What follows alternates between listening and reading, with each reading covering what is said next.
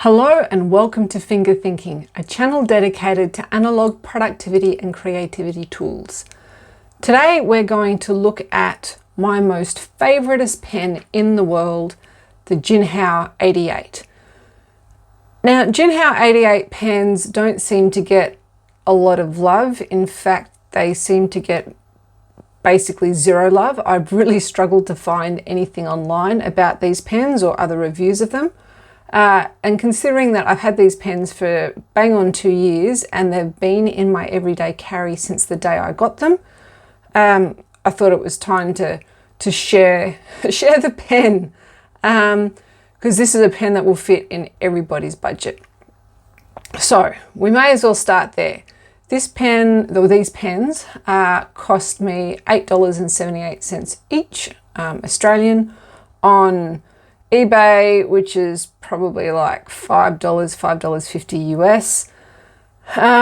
They come in three main colors. These are the three colors that I could find. I have seen other listings where the blue and the red pen come in more of a matte finish. These two are gloss enamels.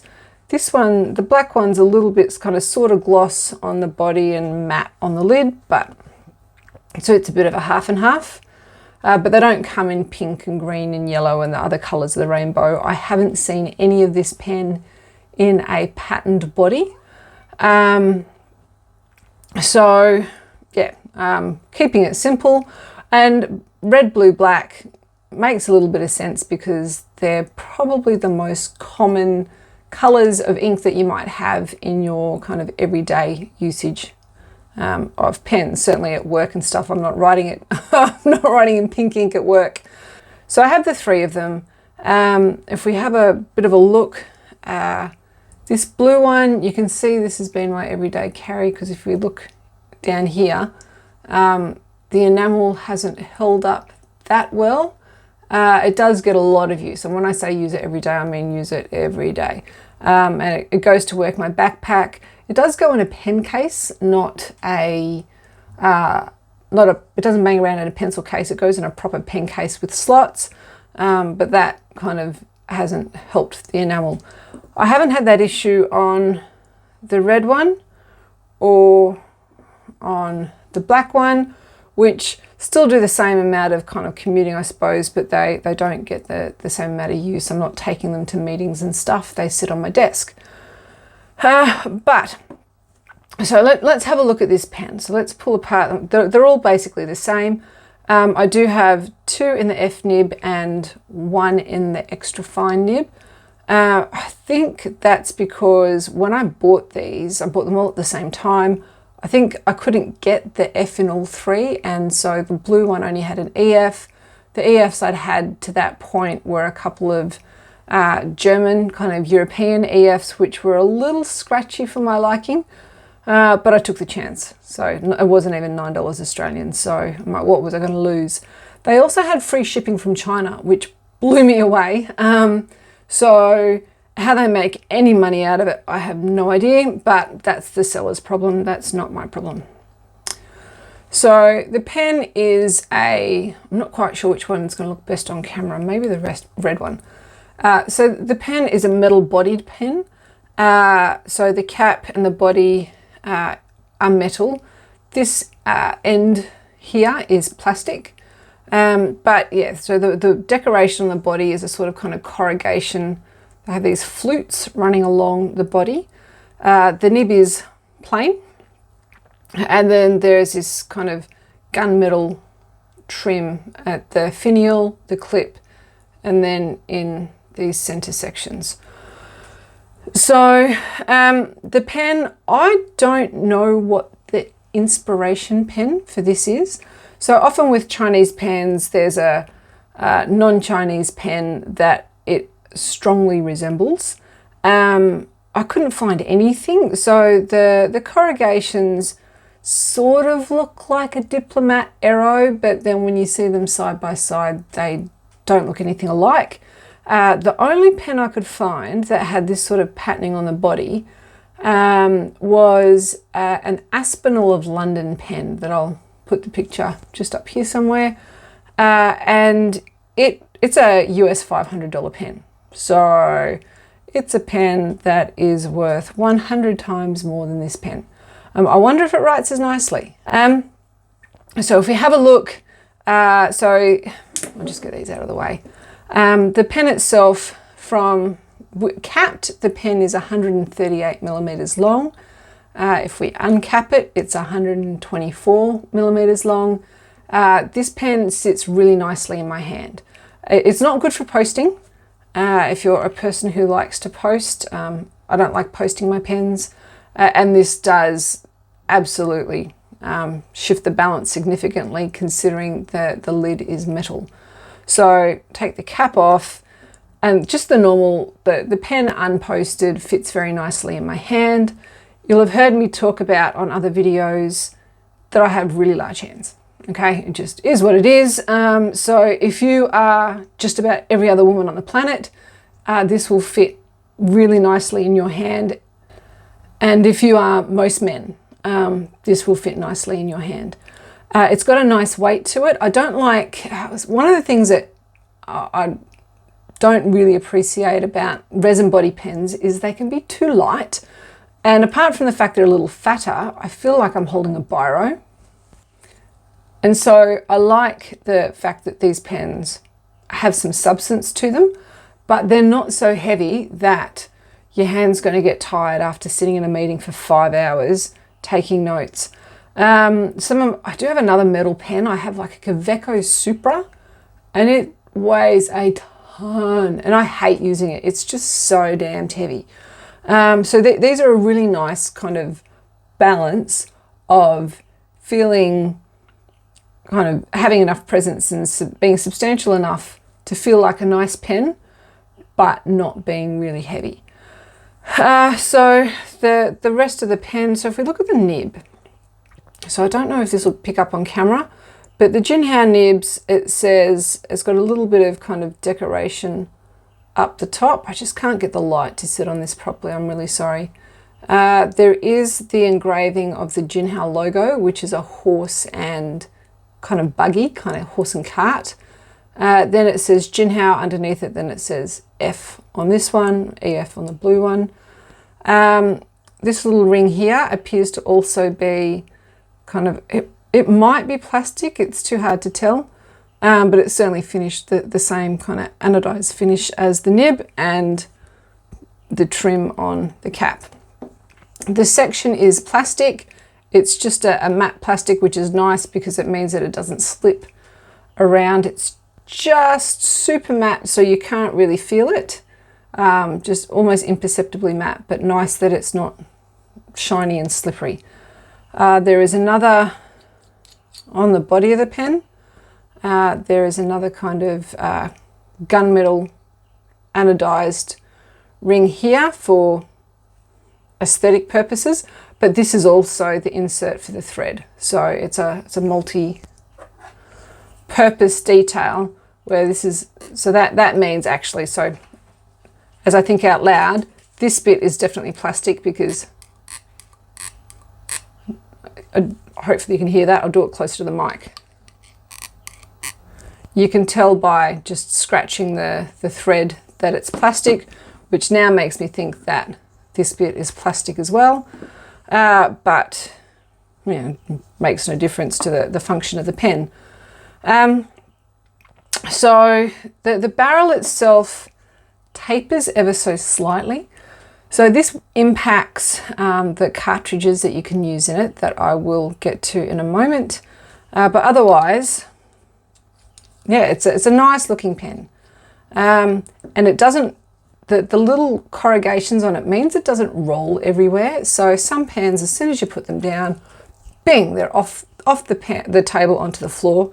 Now this is a textured desk mat, so that is helping it not roll around, but even when it's just on the desk surface, it just sits there.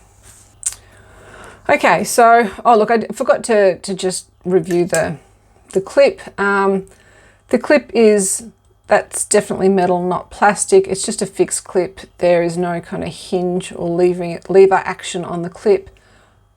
It's fine for me. The clip on the pen lid is to stop the pen from rolling off the desk. It doesn't go in my pocket or anything, so I really am indifferent to this part of the pen. What I do like about these is the finial is flat. So I can sit the lid of the pen right there and then just sit my pen, balance it in the pen lid. So some fountain pens do better than others, but most fountain pens, if you write for it a little bit, you put it down, after a certain number of seconds, it will stop working. It'll dry out a little bit. And so if I'm doing lots of write, put the pen down, write, put the pen down, then I can just sit it back in there. And even if I haven't pushed it all the way in, then it doesn't matter. I can actually leave this sitting in here like this overnight and it doesn't dry out. So that's pretty cool. The other thing with this pen is that it does come with a free converter, like just about every cheap Chinese pen does. So it's not a fancy converter. There's no kind of a plastic ball or little spring to agitate the ink. I did use these in the beginning. I don't use them anymore because I don't like that they hold such a small volume of ink, which we'll talk about just now. But yeah, so these work fine. It's a Lamy size connection. So if you have anything that has a Lamy fitting on the cartridge, this will fit in the pen. So for example, I've got a Lamy cartridge here. Well, it's an online brand with a Lamy fitting, and that fits in really nicely. So it is quite firm going in this section here, but it does definitely fit. The other thing that fits, and this is what I'll be using, is these Parker cartridges. So the Parker Quint cartridges, so the ones that come out of the box that look like this, I really like these because they are like twice the volume of a normal cartridge or even the converter.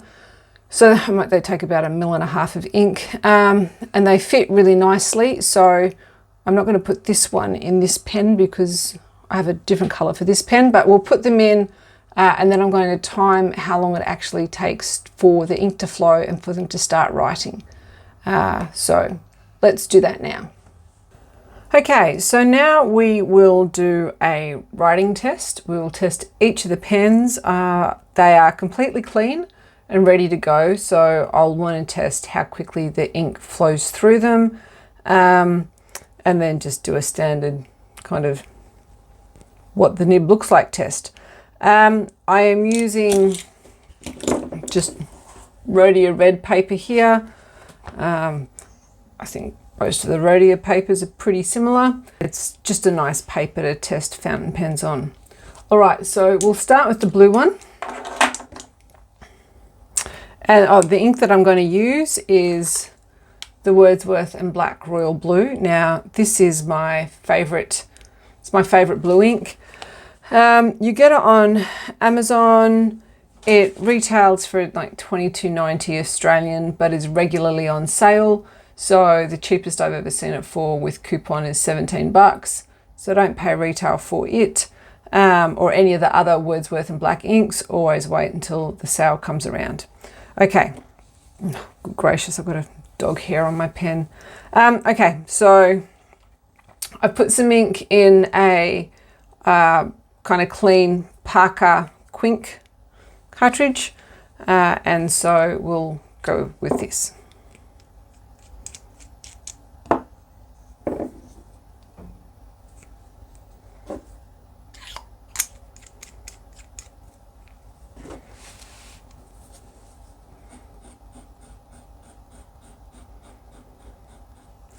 Okay, so I think that started on the 8th or the 9th stroke.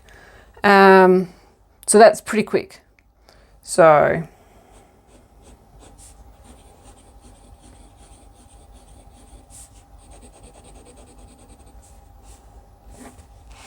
all right.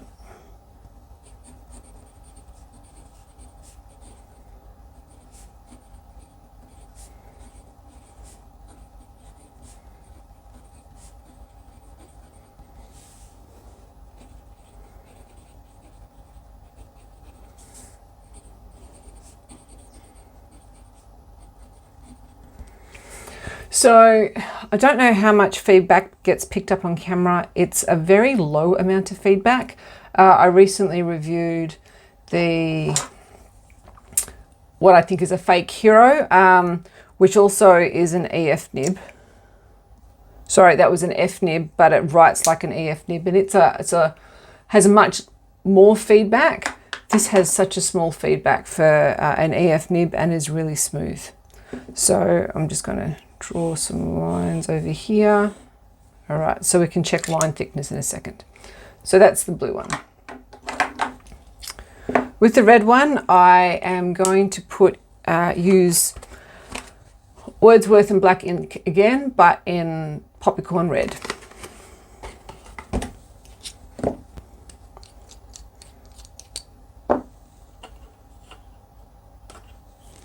So same deal, I've just inked up a clean Parker fountain pen.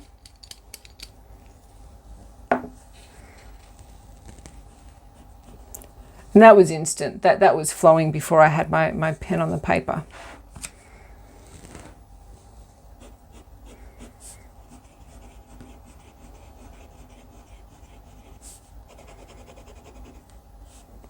This ink, the red ink does actually dry much faster than the blue ink.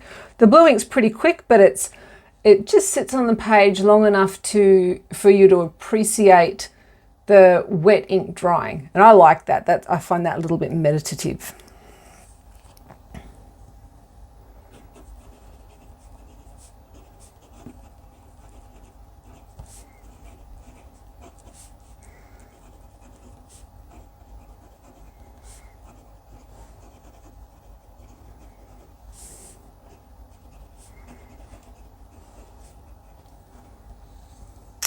I have to apologize. This camera setup is a little shaky. I'm sorry. I have it on a different desk to where I normally film it because I'm painting the other room. So hopefully you can forgive it, and not too long I'll have that done and I can move my setup back to the fixed desk, not a slightly shakier desk.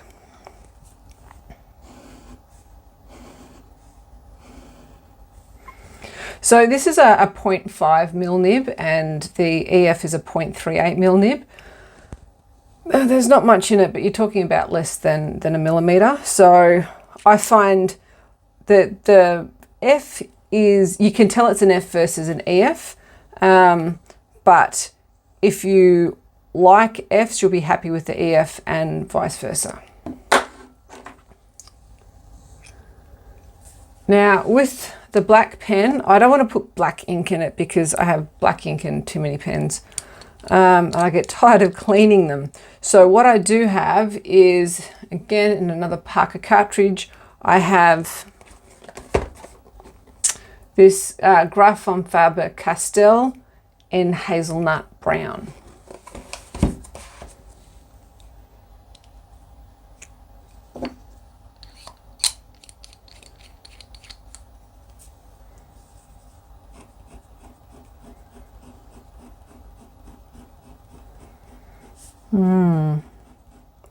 Okay, so that took more. That took about 15 strokes.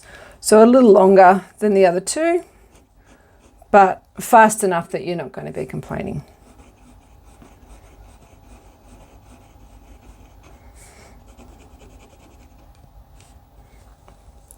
Okay, well, one thing I didn't do kind of backwards writing on them.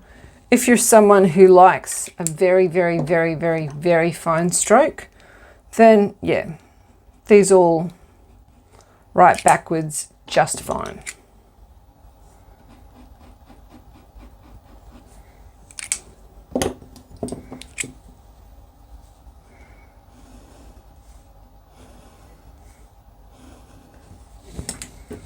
Okay, so if I just zoom in, so we can see, I think the line thicknesses, I think the blue is the finest. I think the black one or the brown ink is the middle, and then the red is the thickest. Now, no, I didn't do my sentence, sorry.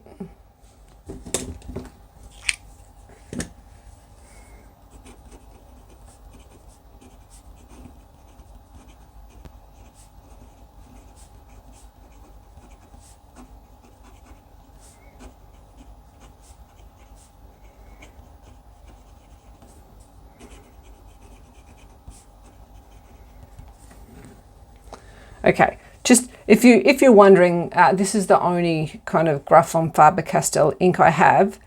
It's really nice. I really like it. This is like the one that's $50 Australian a bottle. Don't worry, I got it half price.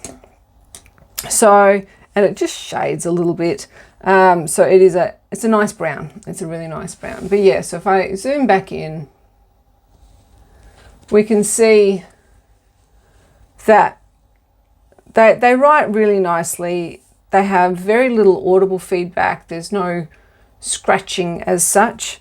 And yeah, I really like these pens. I struggle to fault them. I think the only complaints I have, let's see. So with this one, obviously, so zoom back out again. So with the blue, because the enamel is not the most adhesive enamel I've ever come across, so that has chipped pretty easily, I suppose. If you compare it to, say, the fake Hero, where that's all anodized, which is the same on, like the Hongdian Black Forest is the same, that's all anodized. It does make me wonder if perhaps this black section here is anodized as opposed to being enameled, but I don't know. So that would be probably my biggest complaint. The other thing I will say about these pens, and this could just be me, so I do love that it's just a push cap. I can't stand screw caps. I find them an inconvenience. I get really disappointed when my pens that I like writing with have a screw cap, which is a lot of the German ones. What I do find though is every so often I tend to kind of twist the nib a little bit I twist the pen whilst it's sitting in the cap. And what that can do in this pen, and it does it on all of them, particularly the blue and the red, is it loosens the section a little bit from the body. So I do find that every so often I do just have to tighten this up a little bit, which in the scheme of things is nothing, because if it was a screw nib, I'd be having to twist it every time I touched it. So that would probably be my only kind of, I wish this didn't happen. Otherwise, I really like these pens. So for $8.78 or whatever they were Australian, you really can't go wrong. One thing I might just quickly do is I will get some of my favorite cheap paper. I'll get the Amazon notepad out and we'll just do a couple of squiggles on the Amazon paper. Okay, so this is my trusty Amazon Basics notepad. I find that these are really, really cheap and handle fountain pens very well, and they're pretty nice to write on.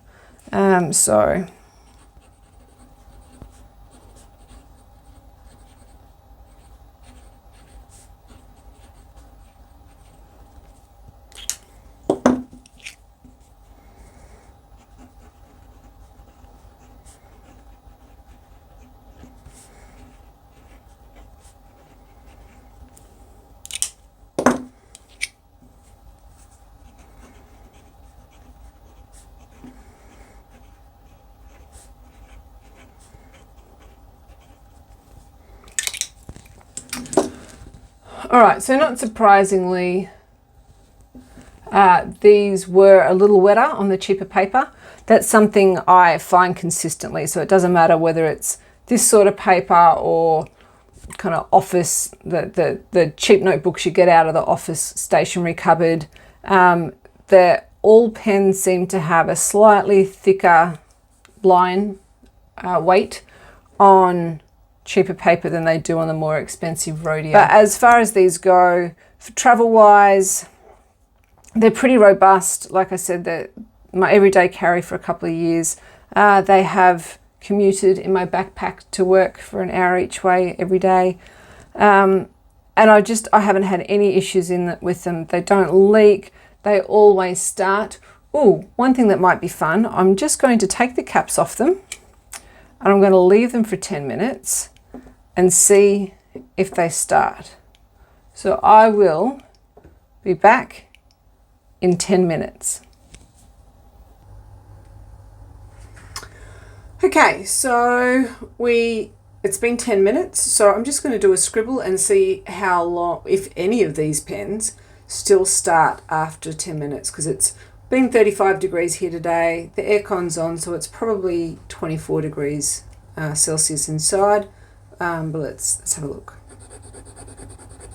Okay, so that's pretty good.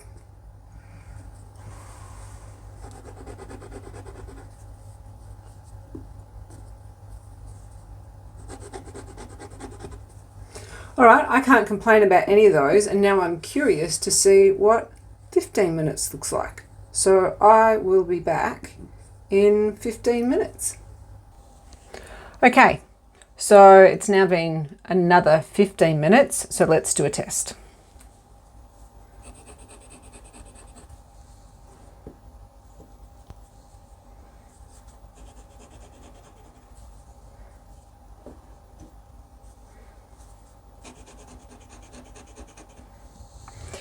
Okay, so that's pretty good. I'm not going to do a 20-minute test, but the starts from 15 minutes of dry air. There is a demonstrable difference between the 10-minute and the 15-minute. But goodness, if you forget about your pen when you go to take a phone call, then you're not going to ruin it. You're not going to have to clean it out from scratch. So this is pretty good. Okay. So that is the Jinhao 88. It is a massively underrated pen. Out of all of the fountain pens I have for under $10, it's amazing. Though I do have a couple of fake Lamis that were under $10 that are pretty good as well, that I'll do in a future video. But these are hands down my favorite. So the EF nib, the F nib, they're both great. I don't know if this comes in a medium or a broad. I don't think so. Certainly the listing that I purchased it from didn't have those nib sizes.